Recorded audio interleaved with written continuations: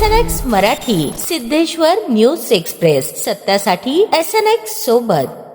महाराष्ट्र राज्य माध्यमिक व उच्च माध्यमिक शिक्षण मंडळातर्फे फेब्रुवारी-मार्च 2026 मध्ये घेण्यात आलेल्या उच्च माध्यमिक प्रमाणपत्र इयत्ता 12वी परीक्षेचा निकाल 2 मे रोजी ऑनलाईन पद्धतीने जाहीर झाला. 12वीच्या पुरवणी परीक्षा जून-जुलै 2026 मध्ये घेण्यात येणार असून यासाठी विद्यार्थ्यांनी नियमित शुल्कासह 15 मे तर विलंब शुल्कासह 20 मे 2026 पर्यंत ऑनलाईन पद्धतीने आवेदनपत्रे भरावीत असे मंडळाचे सचिव डॉक्टर दीपक माळी यांनी कळवले आहे. या परीक्षेसाठी पुनर्परीक्षार्थी, यापूर्वी नाव नोंदणी प्रमाणपत्र प्राप्त झालेले खासगी विद्यार्थी व जून-जुलै 2026 परीक्षेसाठी नाव नोंदणी केलेले खासगी विद्यार्थी तसेच श्रेणी सुधार योजनेअंतर्गत व तुरळक विषय घेऊन प्रविष्ट होणारे विद्यार्थी, ITI विषय घेऊन प्रविष्ट होणाऱ्या विद्यार्थ्यांची आवेदनपत्रे ऑनलाईन पद्धतीने घेण्यात येणार आहेत.